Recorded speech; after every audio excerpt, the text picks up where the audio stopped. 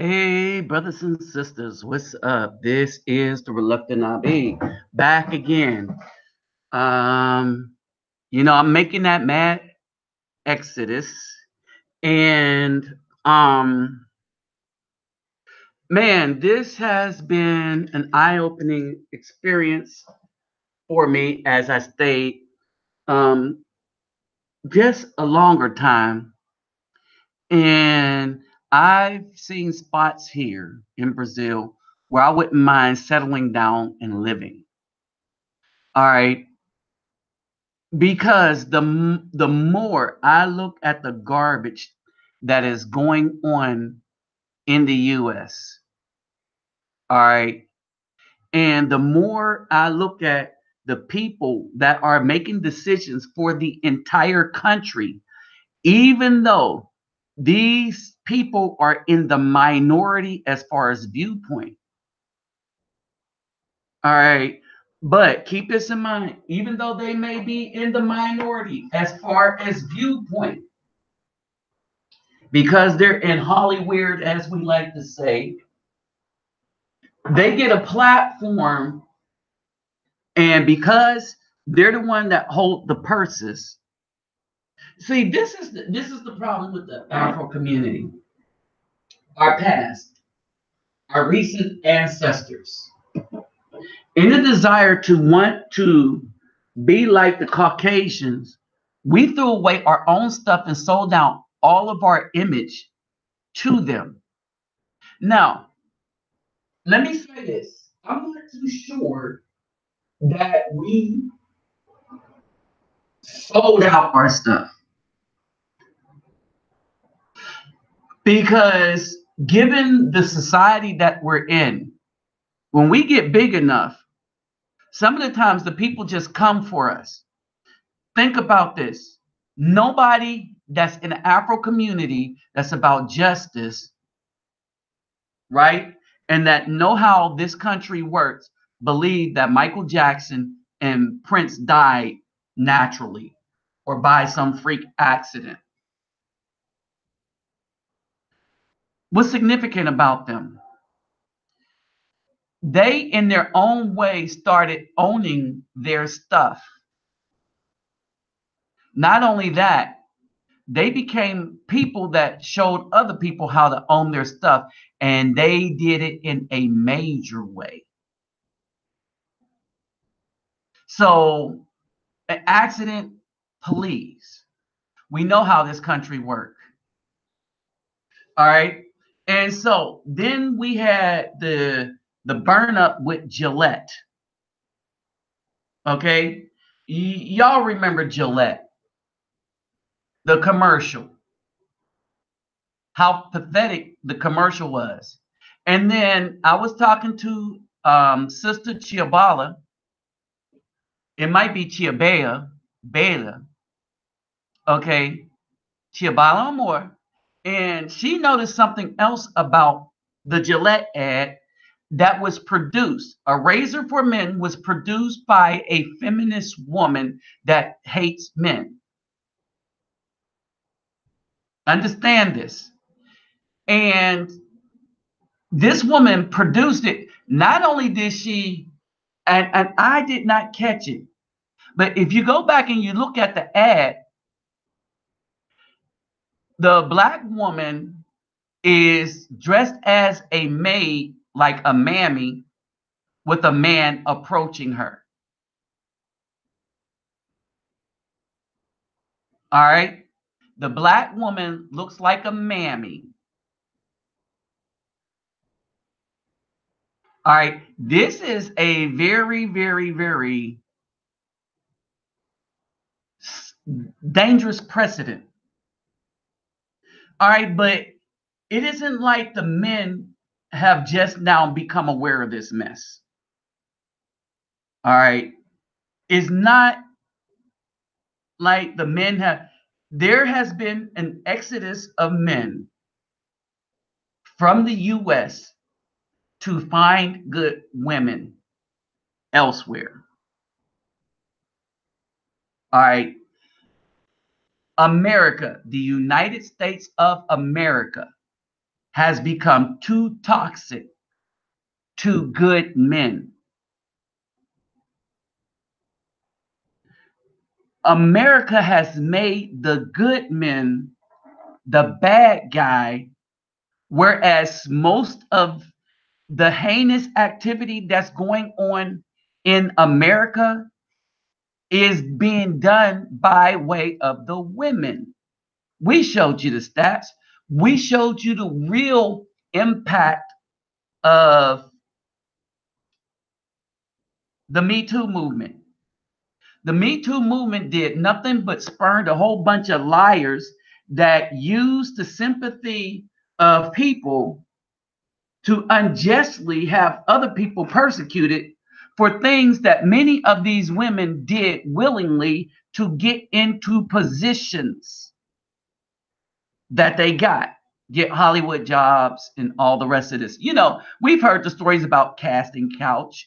They made movies, adult movies, Casting Couch.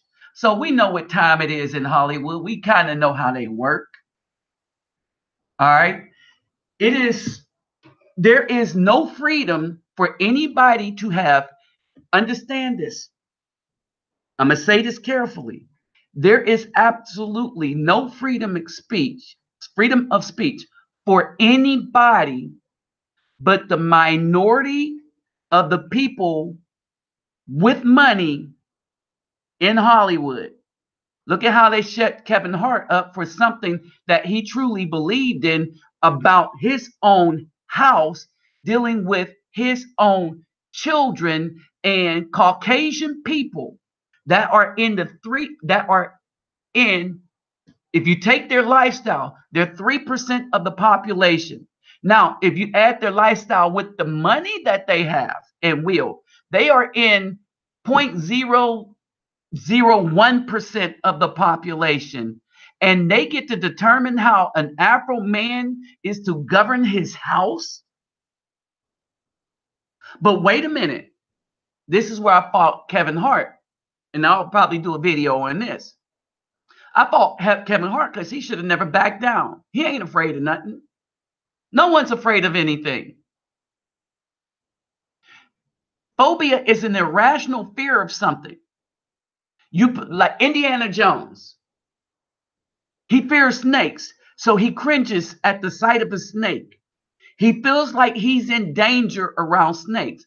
Arachnophobia, somebody that feels like they are in some type of danger around spiders.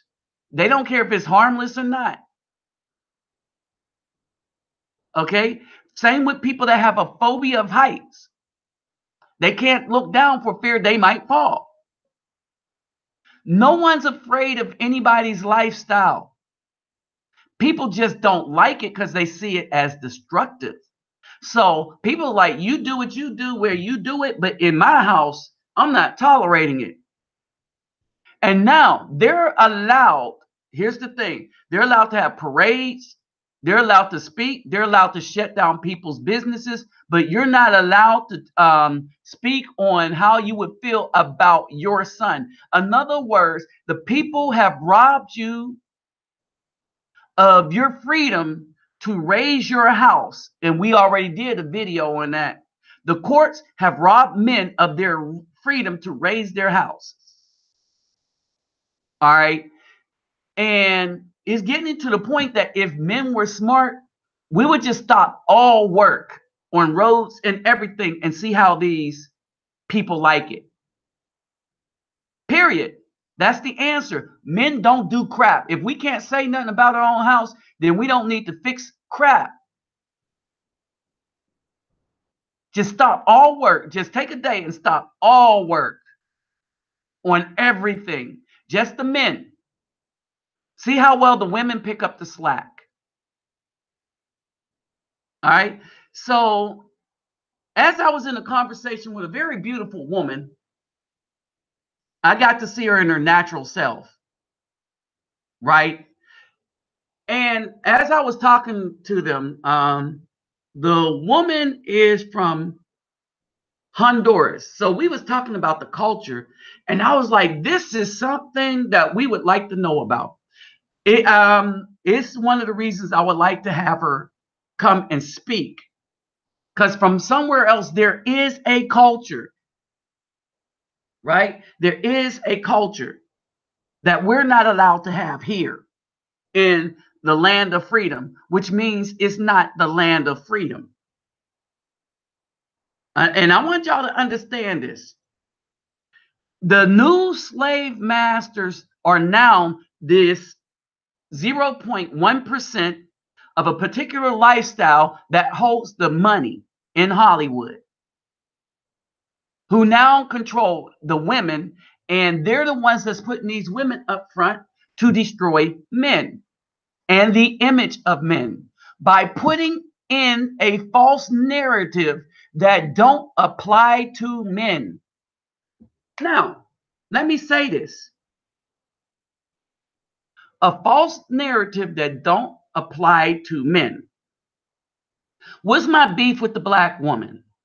My beef with the black woman is that significantly more than 50% of them are engaged in many of the... All right, let's look at black women real quick.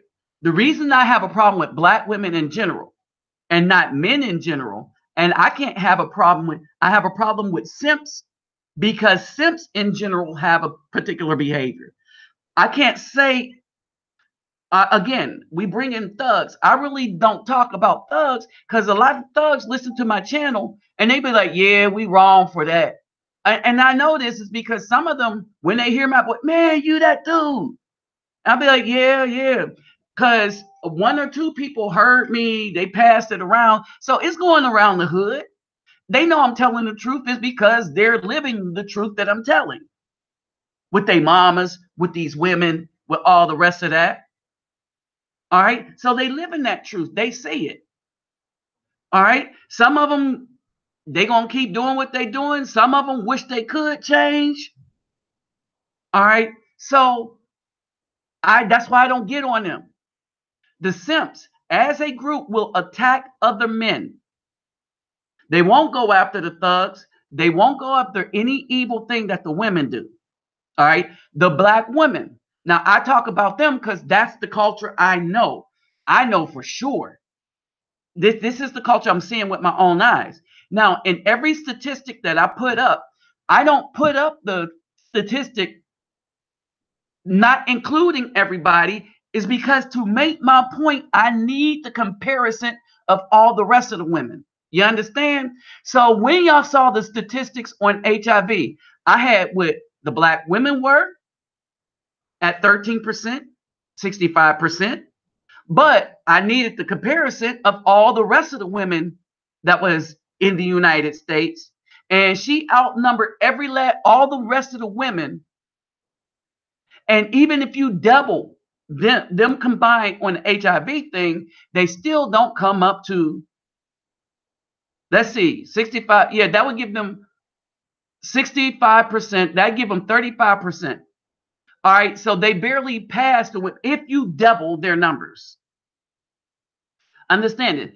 In my thing, I put up about the you got 59% of black women that have multiple children from multiple babies' daddies, right? Again, I put up the comparison with white women and Hispanic women. They didn't have the other because it was insignificant, right? And so when I put up all these things, and then you have this lady that produces the Gillette thing, it's no wonder that you get to this point right here where the Afro men decide, you know what? And it's not only the Afro men. See, you got and it's not just some, it's a lot of men that's understanding that the United States of America is now hostile towards good men, that women get and remember, many of your cases, if not most of your cases, when it comes to these abuse charges by women, they're false. Most of the charges are false. Remember the thing that I put up about the 41% of women that were lying about false rape. And this was prior to the Me Too movement. Now, guess what it is? They say they are American men who say they cannot find what they want in an American woman, so they travel the world, and they say women are still willing to cook, clean, keep it sexy for their men. They visit countries like the Dominican Republic, Brazil, Jamaica, just to name a few, where they say women still know how to treat their men while maintaining their beauty. Now, let me see if I can clip this on real quick.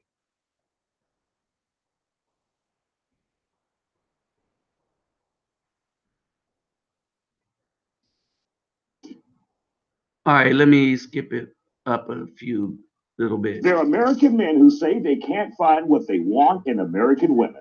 So they travel the world where they say the women are still willing to cook and clean while keeping it sexy for their men. They hit countries like the Dominican Republic, Brazil, and Jamaica, just to name a few, where they say the women still know how to treat their man while remaining a thing of beauty. Joining me to talk about this live on the... Oh, and let's keep this in mind. Not only are they still beautiful, but they're okay with it. They're happy with being women. Factor Uncensored is Houston attorney, reality show creator, and rapper Dennis Sperling. Also joining us is Sperling's good friends, Vondrick Christmas and Dion Dorsett. Welcome to the Factor Uncensored. What's up, Now, here's the thing. I've been reading your Facebook posts for years, and this is what you've been espousing. You're saying, I need to leave this country to find a good woman.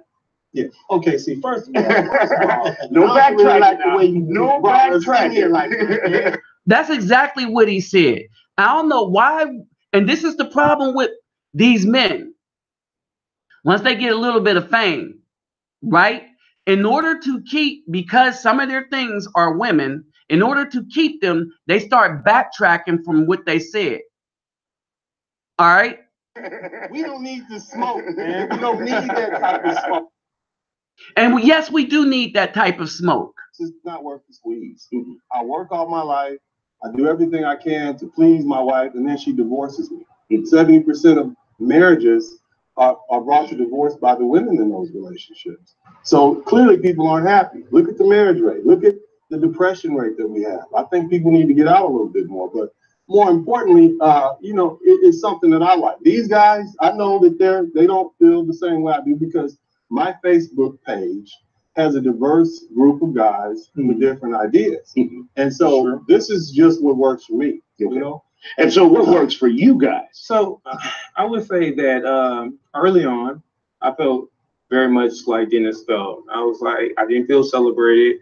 I felt like here in America, right? American so women. I'm originally from the Bahamas. And so I've grown up in America, and, I go home, I travel home, I see how things work there. I see how things work here. For those really quick who don't know how things work there and how things work here, what do you see here first, and then what do you see there? So let me tell you what I thought I saw. I think there's a difference, right? You come from a perspective and you don't have any background. So back home, I saw where the woman was there. She cooked, she cleaned, she was always there. She was always present. She took care of the kids. And so here on the other side, I'm expecting to see the same things. But I think that there's some dynamics that I never took into account because I wasn't old enough to understand the dynamic. All right. Now, I'm going to stop this right here for this video's sake. All right. Because I'm tired of the cop-out.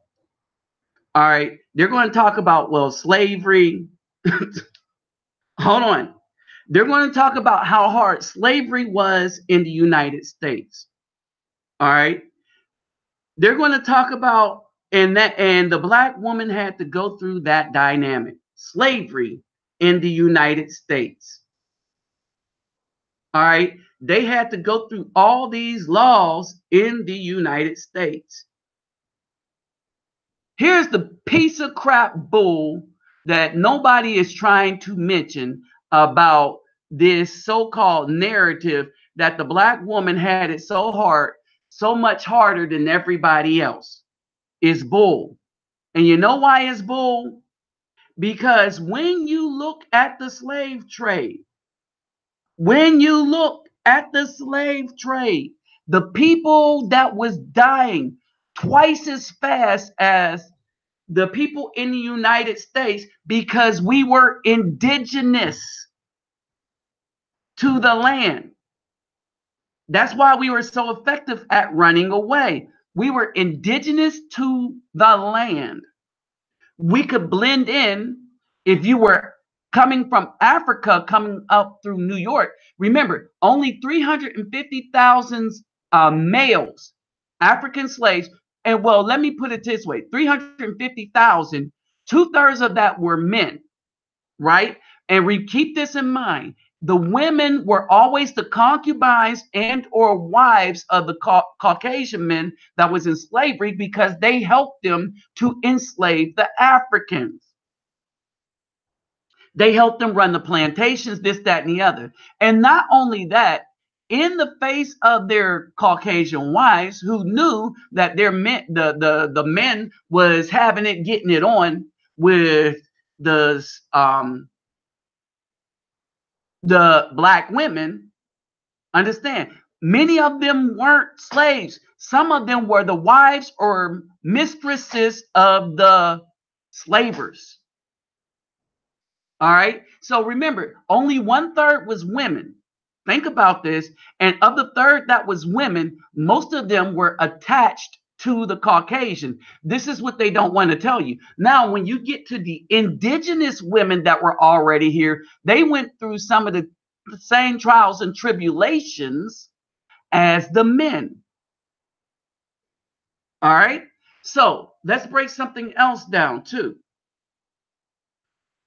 The people that were dying and out of the most harshest realities were the Brazilian slaves, and the island slaves, the people that were on the plantations, on the islands and stuff like that. All right. And so the black woman, how you want to make excuses for their sorry attitude because you don't want to alienate nobody, but you going overseas because you know that no matter how beautiful you think this is, you don't want it. Not if it's in the United States. All right. How beautiful you think these people are in this picture. You don't want it if it's in the United States or from the United States or have the United States mentality. You know it is going to be toxic to you. All right. They jumped on the bandwagon with these Caucasian women to destroy their men. And they said, we're going to do better. We're going to utterly destroy the Afro man, who've never been a problem for no one in this country. We gave blood to this country and to the community. Not the majority of us, never the majority of us. But you had a bunch of men that stood up for the community, and the community, like they're doing now, turned their backs on the men and allowed the system to just wipe them out. And at the time, if the system said they were not heroes, then that part of the community believed it because they heard it in the news, the white news that always oppressed them. Why do we always believe the oppressor? Okay, so then you go on. And after all these things, dudes are waking up and we're telling everybody, you know what? The BS that we have to put up here in the United States does not exist everywhere. All right. Dude, if I went down like this sister that I had spoken to, had a long conversation with, was from Honduras. I'm pretty sure down in Honduras, I can't take the amenities that I have. But see, I don't live with those amenities in Brazil. But what happens is they have a particular culture. We had a discussion about her referring to herself as black, and y'all know on this channel, I was like, black is a color, this, that, and the other, right? But She said, in Honduras, I'm called something else. And I was like, then that's who you are. You are who your people identify you as from history. Ours was robbed from us. So some of us are Hopi Indian. Now, I know that my family has Blackfoot heritage. And keep in mind, now we understand that most of the so-called Aboriginals were Black. Like the woman that you see in the light orange with the beads, the only one you see with beads around her neck. That's what the natives look like. That's what the Aboriginals look like. That's what Columbus saw. That's why he said Indian. Because at the time Columbus hit on this shore, all the people in India, before the English could mix in with them and mix up and lighten them up, all the people in India looked like this. All right, these shades here is what the people in India, well, no, let's take that back. That's what they look like now. But in Columbus times, the people in India looked like the shade of the woman with the bead. Period. No ifs, ands, or buts. And now we are in a situation where the men do not have no freedom at all, not even the freedom to raise his own family. So this is a problem. All right. So this is one of the last videos I put out, and I'm gonna deal with the Kevin Hart situation next. But I mentioned it, but I want to really deal with it, right? But I wanted to put this video up real quick in this way because this is the quickest way for me to put it up, and it seems like I'm able to save it quicker and be able to go all the way through without interruption, not having to wait 4 or 5 hours, right? But in any case, this is our situation. All right. So basically, when you really get down to it, all right, when you really get down to it, we have known nothing but betrayal. All right. And now they're going after all good men. All right. They're using the minority of men that do some stuff with money to attack all the men. Whereas we are coming to find out it is not really a minority of women that has been doing wickedness to the brothers or to the children. Come to find out that most of the stuff that men are being blamed for, the women lead. Remember, human trafficking, 60% women. Think about that. False accusations, especially when it comes to rape, is now above 50%, way above 50%. Think about that. All right. And as you think about these things, think about this. That it is the United States has become dangerous for a righteous man, and for a very objective reason, because they are willing to put innocent men behind bars and destroy them while they're allowing wicked women to continue in her wickedness. Think about it. In the United States, the women can legally murder. That's what abortion is. The women can legally lie and commit perjury in court. That's what the false rape allegations is. The women can destroy children and still get the other ones back after she come out of jail. The women don't have superior rights. You either have rights or you don't. The men don't have rights, while women gain superior privilege to do damage and get paid for doing that. Then you got to ask yourself, What kind of person is in charge of this kind of wicked system?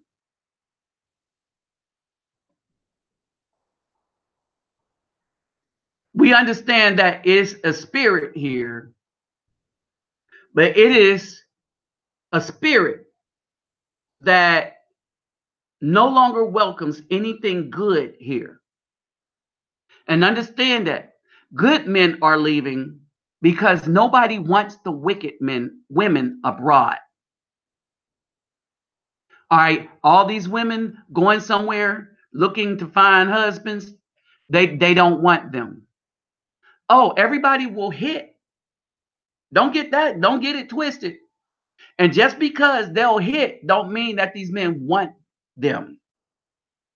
Oh, and guess what brothers get to do? They get to hit when they go to these other places because being a man is not a bad thing. So a man taking care of his needs is not frowned upon the way it is in the United States. But the reason why it is frowned upon in the United States, because they know it is crippling to men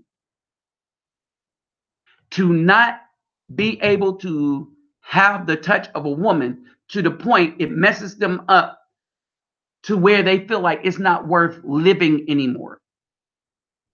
Some of us understand it's not really worth living in the United States, so we go abroad. And we might find a woman abroad and bring her back to the United States. And that's easier. All right, with culture. And quite frankly, if you get a woman from the streets abroad and bring them back to the United States, you're still going to do better than dealing with anybody here that has that American woman mentality. The mentality here is all about destruction of the male. And brothers need to escape. Like that woman said with that the Brazilian video. She's right. You are appreciated in Brazil. I didn't talk to this sister privately and see what the real deal is in Honduras. That might be a spot. All right. What we need to do is what the Caucasians did. We need to go and start populating other places. All right. You know, everybody want to have a problem when when an Afro man finds somewhere where he can go and relieve some, stress, if you dare say, relations, right? But nobody gets on the Caucasian man for doing it. This is why we have to have that FU attitude and just go do what we do. And if we find a good woman there, then that's who we shower with all the love and affection that the women did not want here. Because if I leave you with anything, we understand that not only is the black woman in our case not capable of it, I think it's worse for the Caucasian man, but I'm not a Caucasian man talking to Caucasian women, so I don't know like that. I'm guessing based on what we're dealing with, but the black woman, because she copies the white woman, by the hair, fake nails, all the tattoos all over this place. That's white women stuff. Black people didn't used to do that. All right. Afro people still don't do it. All right. So, y'all, we got to bust a move.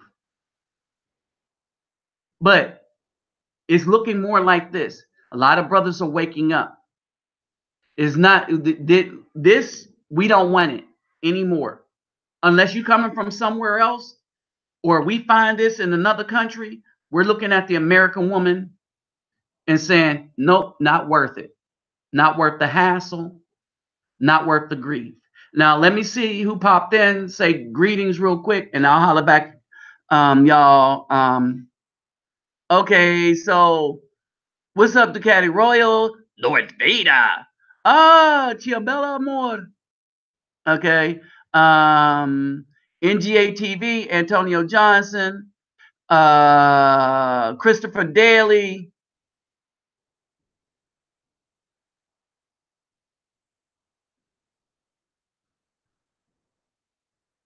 Oh, I know about Jamaica. I had a Jamaican woman in New York and condescending to men. And man, it wasn't good.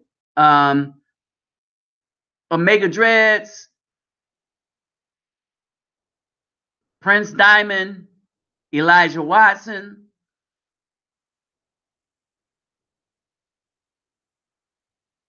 All right, so what's up? So let me remind you, my PayPal me link is in the description box for those that care to donate to what my channel is bringing to the children in the community and to my content. And my email is there also. And like, share, subscribe. When you subscribe, hit that bell. I know that some of y'all are subscribers because I'm not even sending out notices anymore for these, and y'all are here. All right, and I'll holler at y'all later. So let me get this loaded, and peace. I'm coming back with Kevin Hart. All right, peace, love, and soul. I'll holler at y'all.